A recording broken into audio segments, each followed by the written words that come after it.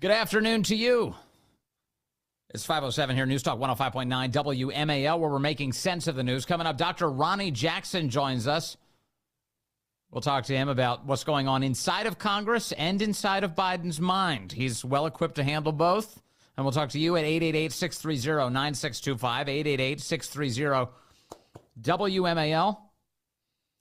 Coming up, I want to tell you about how the billionaires who control the left, who control the Democrat Party, well, they've made up their mind about Joe as well, the party that claims to be, oh, we don't like billionaires. Oh, yeah, why are they in charge of everything you do?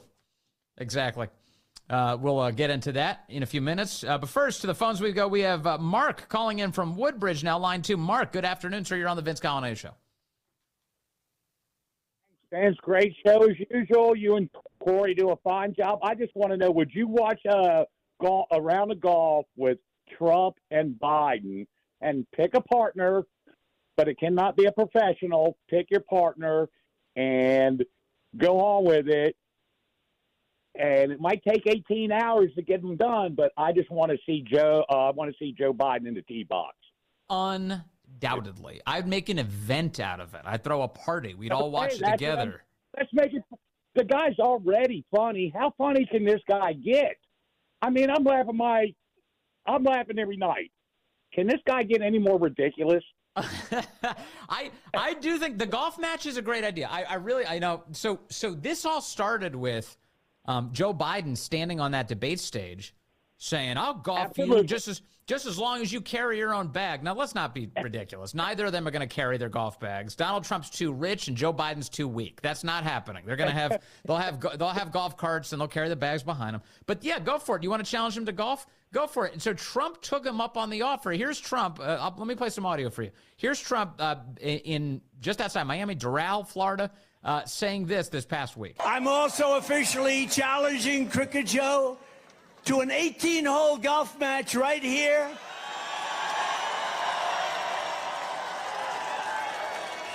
On Doral's Blue Monster, considered one of the greatest tournament golf courses anywhere in the world, one of the great courses of the world.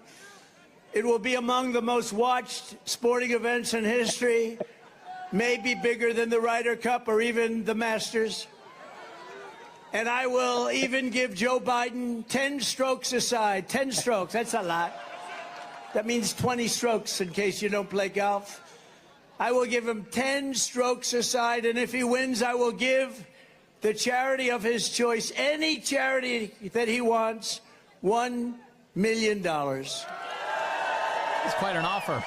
I was sitting there going, no, don't do that. And then I paused and I was like, oh, wait, that's right. Trump will win this, so it doesn't even matter. But Mark, I don't think he's wrong. Like, I realize that he speaks in exaggerations and hyperbole sometimes, but I am confident that claim he made that this would get higher ratings than the Masters, there's not a question in the world. There's not a question in the world that people would watch this thing and genuinely get a hoot out of it. It would be awesome. Well, it can get funnier. I mean, to watch him swing golf clubs is going to be funnier than him on a debate stage. I mean, I can imagine. Please, that would be the greatest stuff in the world. I love it. Yeah. I love it. It's such a good idea. You guys make me laugh every day. That's why I call in. Mark, thank you very much, man. Thank Corey. Man. You're cracking me up. I'll thank Corey for you. Thanks, Mark. Yeah. No, it's a good idea. I do think that it would get good ratings. Now, this is not in any way designed to, bring the country forward. Although it would kind of bring us together, wouldn't it? It would just be amusing to watch. It would be the kind of thing you would laugh at. And laughter is good for you. I know it. I do it all the time. I feel so much better when I do. It is great. It is great. And I love sporting events between lawmakers. I think we should have more of those. I like the congressional baseball game. Yeah, I get it. Those guys, they all think of themselves as like, oh, look at me. I'm out on the big field. I'm out at Nationals Park. I'm like in the big leagues. And they get high on their own fumes there. But I think it's a hoot watching those guys try and catch fly balls and trip over themselves, run into each other on the field, and then have to engage in any athletic competition whatsoever against one another, especially across party lines. That's my favorite. In fact, this year, I was with Corey. We were at the game, at the congressional baseball game watching, and I was saying to him, I was like, you know what I wish they had? I wish they had congressional boxing matches. How fun would that be? Like, for real. We could do it like Olympic style if you want to wear the headgear or whatever, or the correct weight gloves, and try and protect people from too much damage to the extent that it's even possible to damage each other. But wouldn't that be great? Congressional boxing matches? An earlier era of America would do that for sure. In fact, they probably did. I'm not up on my pugilist history in Congress. But congressional boxing matches? Out of 435 members, you can't come up with 2 people, one from each party, who'd be willing to duke it out in a ring for a couple of rounds? I think it'd be great. Maybe MMA. Maybe Dana White can get involved, and we can get some cage matches going between members of Congress. It would just be wonderful. I would love to watch it. I would love to watch it. It doesn't say anything about your political party if your guy loses. It'd be great to watch, but just feats of strength, More of those, please. Please. I like talking about it just because it's a history I know a little bit about, but, Teddy Roosevelt was a big fighter. He would fight inside the White House. He was boxing. It's part of the reason he was blinded in one eye is because he got punched in the face while boxing as President of the United States. President of the United States. Some physicality would be good for our country. Blow some steam off. Some good old-fashioned competition, athletic competition, boxing. There's a clip I like playing about from John F. Kennedy, which cracks me up big time. This is one. Here, I've played this before. This is John F. Kennedy saying that the most unfortunate thing is fat kids. When you see fat kids going to watch other kids play basketball. There is nothing, I think, more unfortunate than to have soft, chubby, fat-looking children who go to watch their school play basketball every Saturday and regard that as their week's exercise. I hope that all of you will join, and everybody in the United States, to make sure that our children participate fully in a vigorous and adventurous life which is possible for them in this very rich country of ours. Yeah, and that's why they killed him. And that's why they got rid of him, because he was advocating for athleticism, a little bit of physicality in this country. That's what we need some more of. It's good. And it provides structure and discipline and order and teaches you not to run your suck all the time on the internet, be a keyboard warrior, have some respect for other people's ability to whoop your tail. Let's see here. I've got Sam calling in from Alexandria, line 3. Sam, good afternoon, sir. You're on the Vince Coglianese Show. Hey, thanks so much, Vince, and happy Friday. Oh, my gosh, this is the longest week ever. It's been great, though. I got to say that I love this idea, and I think hopefully the campaign is listening, and they will push it every opportunity, because I think you hit on a note there that I believe, I firmly do, in just thinking it through, that it would help the country to see these two guys chill the heck out, get on the similar field of some type of the athletic, that being golf. Sure. And just going at it. And I think just having fun, even though I don't think Biden would ever take him up on it. No. But just, and the $1 million to your charity. I mean, that needs to be really a campaign thing, just driven home day after day. It's brilliant. I just think it's great. And look, here's one of the reasons why it will never happen. First of all, the obvious reason is Biden's just not capable of it. The guy has to use the short stairs. He can't use the tall chairs. Tall stairs. He'd have trouble walking to and from the golf cart. It's going to be. And the swings are going to be awful, and it probably will actually take forever just to get him up and down each hole. But having said that, the reason ideologically they won't do it, the reason politically they won't do it, is because Biden has already built up this argument that Donald Trump is a fascist threat to the country. Now, never mind the fact that all the tyranny is coming from Biden. Never mind the fact that all the tyranny is coming from the left. This is all projection. But the idea that he would get on a golf course with him, he's not going to do it because his base is too crazy. And he's helped them get there. And the idea is that, you're dignifying him by playing a game with him? They would never allow it. It would never get across the starting line. Yeah, you're exactly right, sadly. And I think the imagery of it, everybody in his camp would say, even Jill, Dr. Jill, would say absolutely not. You're not going to grace him with your presence anywhere other than a debate stage, and we're still going to argue about that a little bit more. Yeah. But isn't it sad that we're there to where, we just can't have a little bit of levity and forget 18 holes.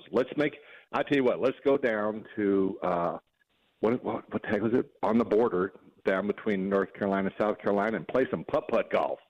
A little putt-putt. Putt-putt golf. Yeah, go to Myrtle Beach, do a little putt-putt.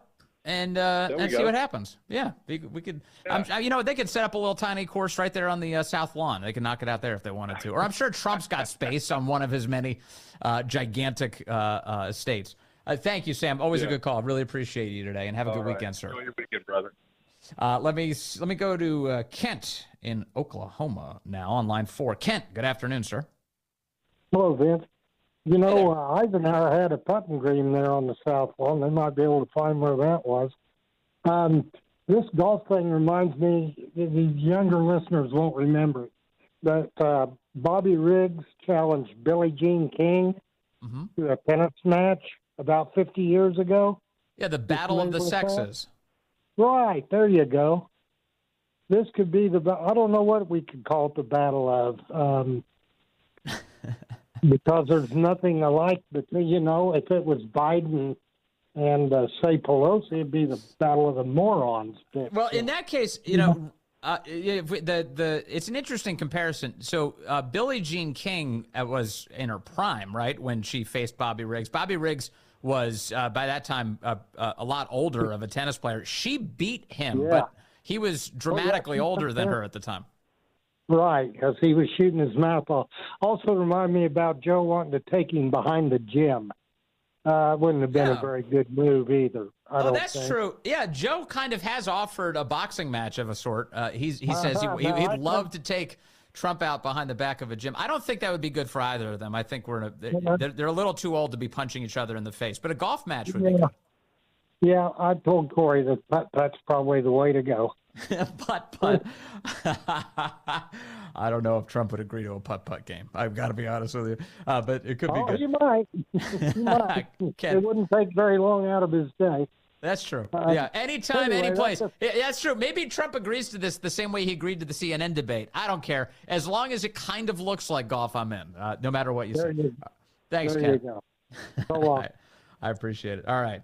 Hang on. More of your calls in just a moment, and more of the wild news of the day ahead of our conversation with Congressman Ronny Jackson. He's just minutes away. But first, all right. Kevin is in Virginia, line 4, with another idea for us. Kevin, good afternoon, sir. Hey, how you doing? I'm good, Kevin. What do you think? So I think we should do Family Feud with Steve Harvey. Imagine, and you have Hunter, Jill, and then I guess maybe Joe's brothers. Yes. And then Trump, his wife, and his kids. And just imagine some of the answers that Joe would be throwing out. Dude, I love this idea. The Family Feud presidential edition between the Trump family and the Biden family. And that would be certainly the highest rated Family Feud episode of all time, obviously. But no doubt. That would be must-watch television. What is wrong with these TV people that they can't come up with these great ideas, Kevin? This is fantastic. We got to get Steve Harvey on the phone and figure out how to do this. There you go. He's conservative. He'd be all over it. Is he? I don't know his politics. Well, whatever. We'll try. I'll say Kevin from Virginia came up with this. We need a Trump-Biden Family Feud. That's a great idea. Thank you, Kevin. There you go. Yep. That's really funny. That's really funny. Let me see here. Back to more important issues. Rudy is calling in from Washington, D.C., line 2. Rudy, good afternoon. You're on the Vince Coglianese Show. Hi, Vince. Good afternoon. Hey, Rudy. First-time caller here, and happy to, share with you my experience with some of the black voters. I'm not actually open of my political party. I'm a Republican. Being in a government agency in the district, I'm so quiet about my party. Mm-hmm. But I know that a lot of them will be rooting for Trump. And I'm sensing that a lot of them will be voting for Trump if he is up against, Biden. But my concern is should Biden drops out and Kamala will be, the candidate for the Democrats. I'm hearing that some of them will be rooting for Kamala Harris, and I don't know if that translates to black voters in other states will be voting for, Kamala Harris. So that's my take. That's my. So your concern, your concern as a Trump supporter, is, and your experience talking to black voters, is that if Kamala Harris takes the top of the ticket, that she will meaningfully attract enough black votes to bring her across the finish line potentially. Correct. Yeah, because they call her like a sister. They have this, like, I don't know, it's part of the traits, like the brother or sister, just like Barack Obama.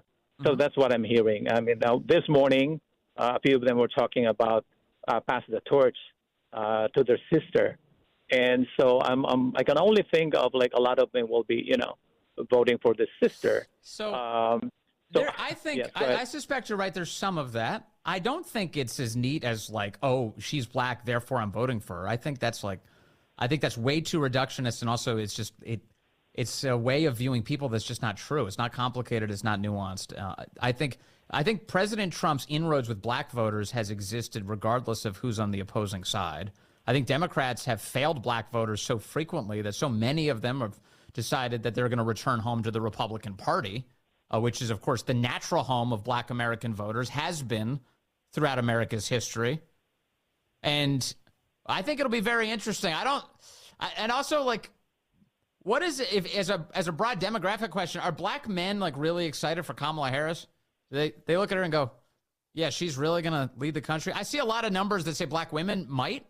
That definitely is one of the demographics that are most locked in with the Democrats. But I think things are changing in really interesting ways and for the better in our country. We'll get into more of this conversation, a lot to talk about with Congressman Ronny Jackson coming up here in just moments. Hey, good afternoon to you. It is 5:35 here at News Talk 105.9 WMAL, where we're making sense of the news. You can join us, 888-630-9625, 888-630-WMAL. These last few weeks have created more questions than answers, especially about the health of the President of the United States and how people attend to that health within the White House. Well, the man I've been looking to ask questions about this is joining us now. Congressman Ronny Jackson is Texas's 13th Congressional District representative and a former White House physician and a retired Navy Rear Admiral. He's done it all. Congressman Jackson, great to have you with us, sir. Hey, thanks, Vince. I appreciate you having me. It's really nice to talk to you. Okay, so I have a lot of questions about what's going on with Joe Biden, certainly his health specifically. But when the White House has been saying that, oh, no, he's not examined by a doctor except for during his physical, does that ring true to you? I mean, my impression is that there's an entire medical team dedicated to the president. If he has a sniffle, there's an exam going on. Yeah, absolutely. Vince, the White House medical unit is made up of probably around 65 people, doctors, nurses, PAs, medics, corpsmen, the whole nine yards. And he has an appointed physician that works in an office, in the physician's office, with an exam room directly below his bedroom on the ground floor of the White House. And, that's there every day, all day long, available to him. So it's ridiculous that they say that, like, he gets examined like once a year when he does his physical. He interacts with his medical team, and he's always got a doctor traveling with him all the time. So there's constant interactions with him and his medical team and him and his physician, especially the one that's his appointed physician, which used to work for me, Dr. Kevin O'Connor.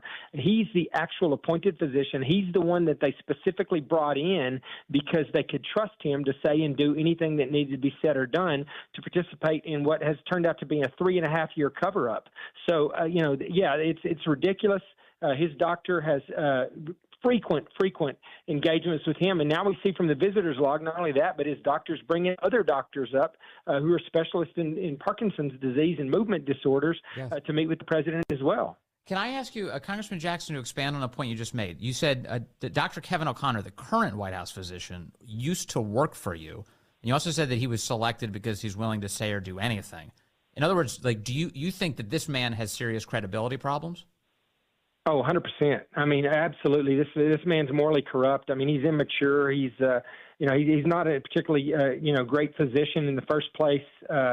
Yeah, he's perfect for the Biden for the Biden administration, and we're finding out now through some of the stuff Jamie Comer's doing. I've said all along he's part of the Biden family. That's why he's there. He might be part of the Biden crime family. We're going to figure that part out. But yeah, he used to work for me. He was Vice President Biden's physician for 8 years when he was the Vice President. When I was President Barack Obama's physician, and so technically I was the director of the White House Medical Unit. He was part of the White House Medical Unit. I signed his evaluations. He worked for me. Now I could have and should have probably got rid of him early on in that process, but he had an unbelievable relationship with the Biden family, specifically with Jill Biden, and he was literally part of the family. So there was really no way to move him on. If I had tried to do so, I would have just got a phone call from President Obama saying, Ronny, stand down. The vice president's upset that, you're trying to get rid of his physician. It would have just been an exercise in futility. So anyways, long story short, I know him well. I know who he is and what he's made up, and I don't trust anything that's coming out of the White House. And, when I was the physician to the president, I stood up in front of the press corps and I answered all of their questions, and they were relentless in their attacks on President Trump and on me as his physician. And I stood up there for hours sometimes in front of the press, taking all the questions they had, answering. And anytime I saw the press, I answered their questions. This physician is in hiding. Where's he at? I mean, he doesn't want to get in front of the press because he knows they're going to ask him questions that he's either going to have to lie about or he's going to have to say something that's going to really take the president down. So you believe that this is his choice not to talk to the press, that he's hiding something specifically, and not just the White House press shop trying to keep him away? I think it's both. I think he doesn't want to get in front of the press because he doesn't want to have to lie about it, and they don't want him in front of the press because they don't want to take the chance that he says something that truthful that sinks the president. In other words, what you're saying in all of this is that he's been deceiving us in these public statements that he makes. They release a letter once a year telling us about giving us an assessment of the president's health, some indication of some of the routine medicine he might be taking, but not really sharing the most damaging information that should cause concern for the American people.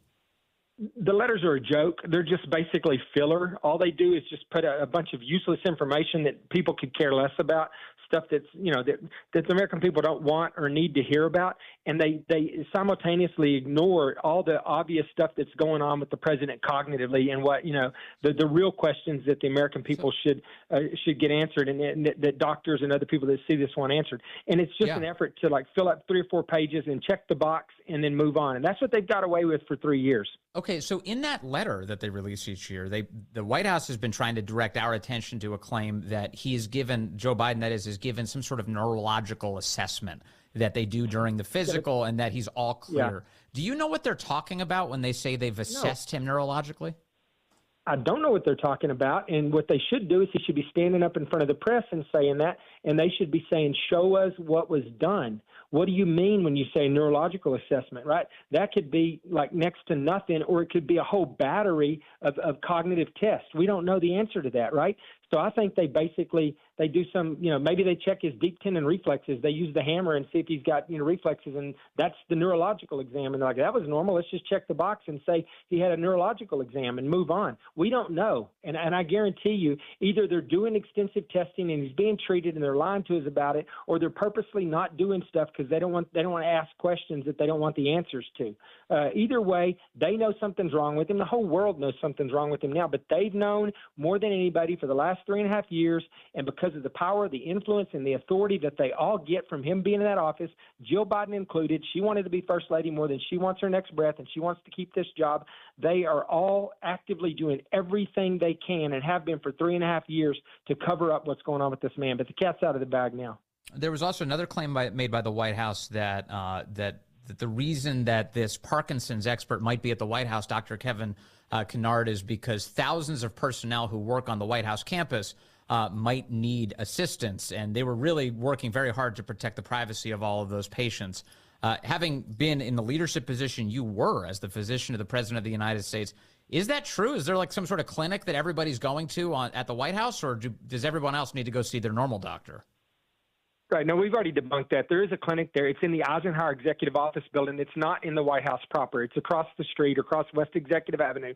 There's a clinic over there. If this guy's coming up, which he might be doing as a neurological consultant, to see patients, that are active duty or elsewhere, and they shouldn't be seeing anybody that's not active duty over there. But if they're, if that's what's going on, that doesn't explain why he was waived into the residence clinic. The residence clinic is the clinic in the White House proper that's specifically for the president and the first family. And like I said, it's right below the president's bedroom in the cross hall of the ground floor of the White House.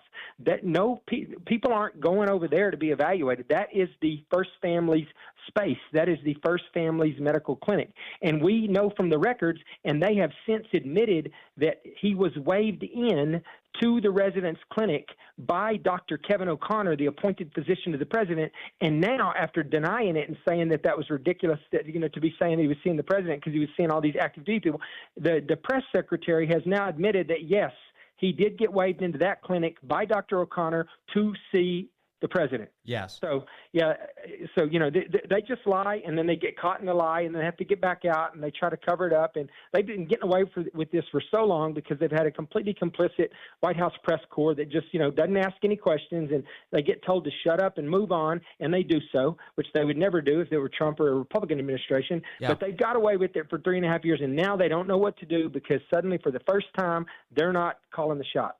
I know, and it's funny. I mean, not funny, but it's awful. And what you're saying is totally real, Dr. Ronny Jackson. I've noticed that the press seems to have forgot what they were told the night of the debate. Remember, as that debate was going on, and the world was staring at Biden going, what the hell's wrong with this guy? And then the White House releases a statement, oh, he's got a cold. He was checked out by the doctor. He was given a COVID test. It came back negative. These were the things they were declaring on the night of the debate.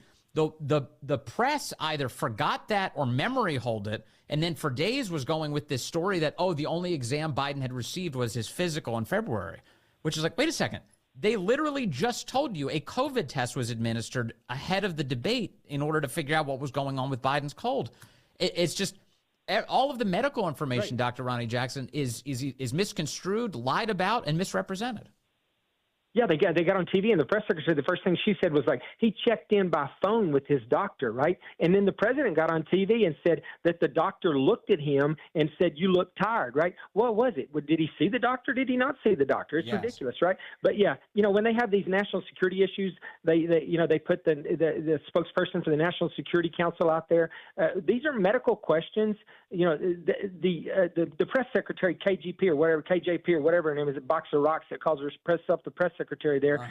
She's barely capable of doing like a normal press conference. She is absolutely positively not qualified or capable to be answering medical questions about the president's health. That's President O'Connor's job. He's the appointed physician of the president, and under any circumstance and under any other administration, if this was going on, they would march that guy out there, and he would answer the questions definitively, one way or the other, and he would say yes or no, and he would tell us exactly what's going on. Yeah, no question. I mean, she doesn't even know how to pronounce the terminology that she's using in the briefing.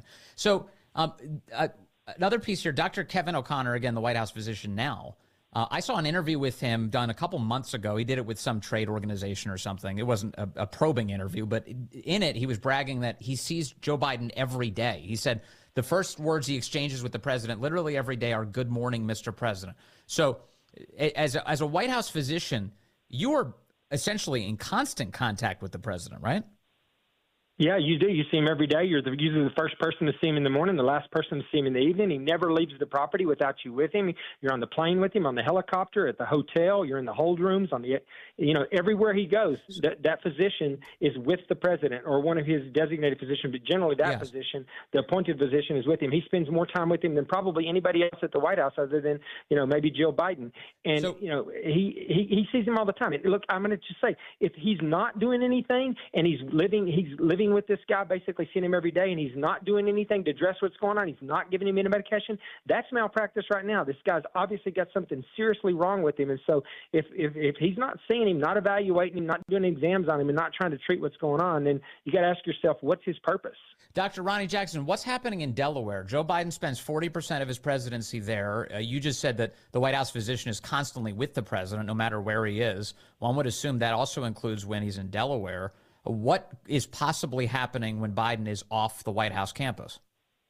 Well, anything could be happening when that's going on, right? Because he's with the president, no matter where he's at, including Delaware. One of the physicians is, and if there's something serious going on, it's Dr. O'Connor. He's with him, and they keep visitors logs at the White House, and they keep visitors logs at Camp David, because the military and the government's running that. But it's a free for all when you're at some place like Delaware. They can bring whoever they want in. They don't have to put it on a visitors log. So I'm sure that vast majority of the people that evaluated him from the medical side that have been trying to address what's going on with him cognitively, it's probably been happening in Delaware. And they've probably been bringing consultants up there, and who knows what's been going on up there. We don't know.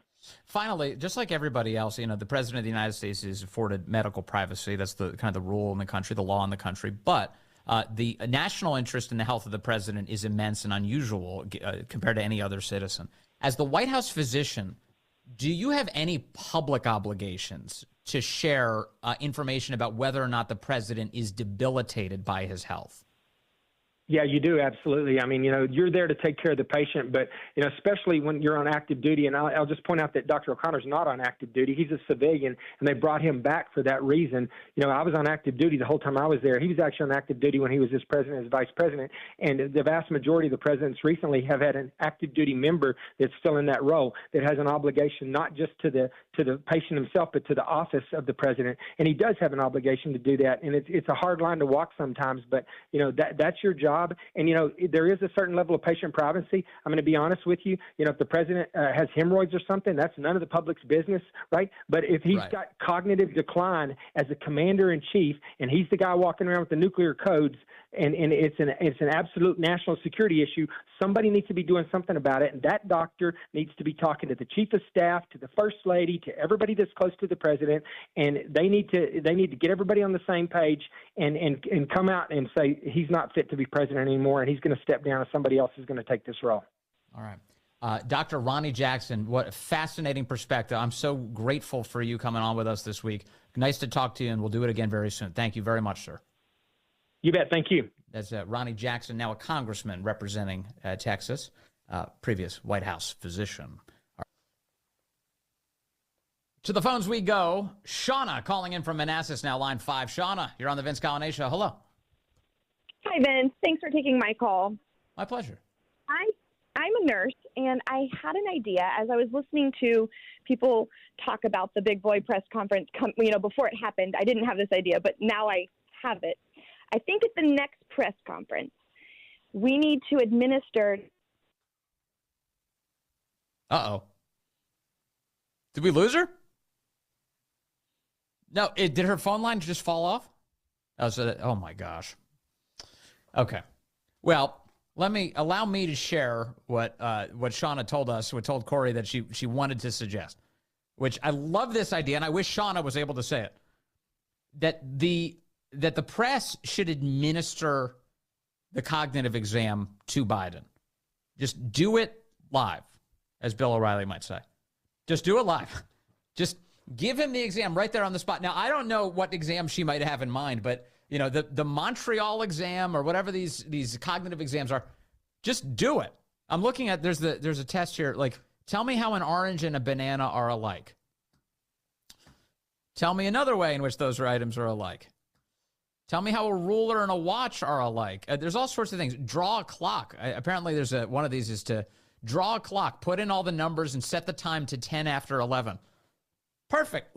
Let's do the cognitive assessment right there in front of a national audience. You did see earlier that President Trump suggested this. He said that he would go do the cognitive exam with Joe Biden.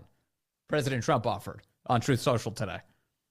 Have the men do this assessment on the air, right on camera. They're used to cameras. That's not going to bother them. They've been doing that their whole life. Just do it right there. That could be good. I actually like that. Ivan's calling in from Florida now, line 4. Ivan, good afternoon, sir. You're on the Vince Coglianese Show. Hey, Vince, how you doing, man? Vince, a couple things real quick. Sure. I'm just so glad that Biden is dragging the press along with him on this schizophrenic trip that he's on. Yeah. The press has to defend them one day, and then the next day they have to take it back. The next day they have to defend them, and then next day they have to take it back. It's like they're going right along with him on this trip that he's going on. And but anyway, it's hilarious. It's the best.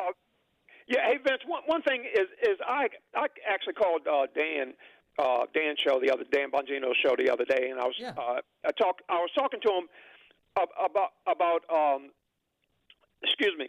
I apologize. Excuse me, I've got something in my throat. Keep your health, brother. Anyway, I was talking to him about the Democrats at the convention. Yeah. At the convention, what we ought to do is. I apologize. I'm losing my train of thought, Vince. I apologize. Well, if I may, we ought to have a clock. We ought to have a clock. We ought to have a clock showing illegals going across the border with a count. Oh yeah, like a national debt clock. It just keeps on ticking up. More illegals just keep pouring into the country. Ivan, thank you. Ivan, get a drink of water. Call me back next week. We'll have a more robust conversation.